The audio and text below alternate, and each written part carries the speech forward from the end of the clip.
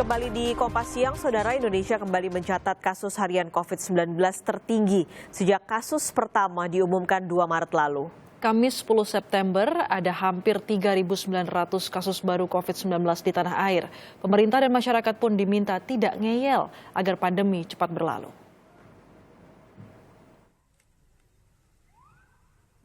Nyaris 4.000 kasus baru. Ini menjadi jumlah tertinggi kasus COVID-19 harian sejak pandemi dinyatakan masuk Indonesia 2 Maret 2020 yang lalu.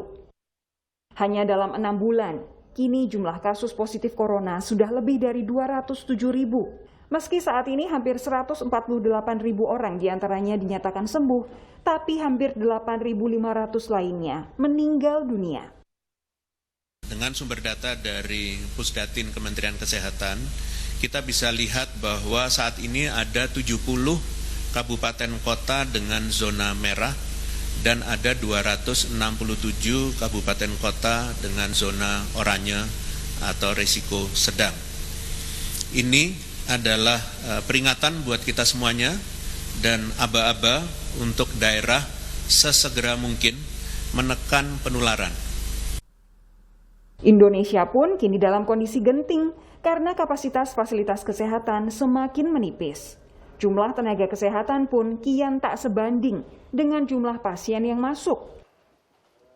Dalam posisi genting seperti ini di mana 5.000 kematian total ya dari jumlah yang kematian yang terkonfirmasi COVID maupun yang suspek yang probable itu 5.000 loh sebulan terakhir. Ini bukan angka kecil dan ini harus disikapi serius juga karena ditambah adanya peningkatan jumlah okupansi di rumah sakit, terutama yang harus jadi rujukan adalah tempat tidur ICU, ventilator. Ini yang penting nih.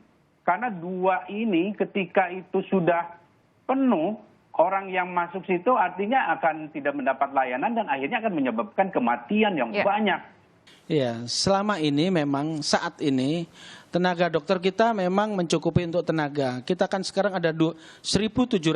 Tetapi dengan adanya peningkatan jumlah pasien, kalau nanti masuk ke sini, tentunya kita harus menambah SDM lagi. Jadi saat ini kita masih mencukupi. Tetapi ke depan tentunya kita juga perlu penambahan SDM. SDM baik untuk dokter maupun perawat, baik non-nakes sekalian. Jadi seperti itu yang kita butuhkan. Baik. Di tengah kondisi yang semakin kritis, pemerintah dinilai belum tegas soal sanksi. Walaupun Presiden sudah mengeluarkan instruksi soal sanksi pelanggaran protokol kesehatan. Sanksi di Undang-Undang 6 tahun 2018 di pasal 48, perintahnya pemerintah menerbitkan PP sanksi administrasi. Sampai hari ini tidak ada itu, bagaimana ceritanya. 2, kalau daerah, saya sudah sampaikan Pak Gubernur kemarin, bahwa harus ada perda yang terkait dengan sanksi. Karena kalau di daerah itu harus ada perdanya. Karena masyarakat tidak bisa diatur. Sementara pemerintah juga bingung. Ya, tapi sekali lagi dari dasar semua kebijakannya ini, tolong sanksi itu diperketat dan dibuat dengan supaya orang jerah. Nah, uang itu harus di-earmark untuk diberikan kepada masyarakat kelas bawah yang sektor informal dan sebagainya untuk makan. Kerjasama antara masyarakat, pemerintah dan swasta memastikan kesehatan yang baik demi ekonomi yang baik jadi kunci mengendalikan pandemi. Termasuk tidak terburu-buru mengendorkan pembatasan dengan dalih menggerakkan roda ekonomi. DKI bisa tinggi karena ada bantuan dari swasta juga, 50% pemerintah, 50% swasta.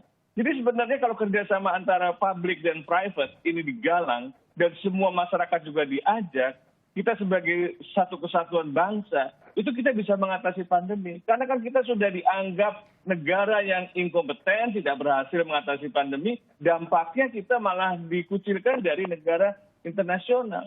Intinya pertama jangan bandel. Termasuk pemerintah juga jangan bandel gitu kan. Ini pemerintah kemarin sudah diingatkan belum waktunya bandel gitu kan. Nah, pengusaha juga demikian, masyarakat juga demikian gitu kan. Nah, yang kedua kompak dan ketiga sabar. Jadi kalau kita benar-benar mampu melakukan 3 hal itu saja, sebenarnya semakin cepat kita menyelesaikan persoalan pandemi ini, maka kita semakin cepat juga menyelesaikan persoalan ekonomi. Dan ini bukan katanya gitu, tapi best practice di semua negara. Jadi kalau kita ngeyel, bandel gitu, maka kita memang tidak lockdown. Tapi tadi kata Mas Agus, kita di lockdown oleh seluruh negara. Bahkan mungkin ya, kemungkinan terburuknya kita juga secara tidak langsung kita mengalami embargo ekonomi gitu.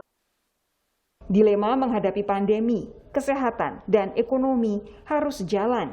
Namun, dengan menyehatkan masyarakat, tentu roda ekonomi akan bisa lebih cepat melaju. Tim Liputan, Kompas TV.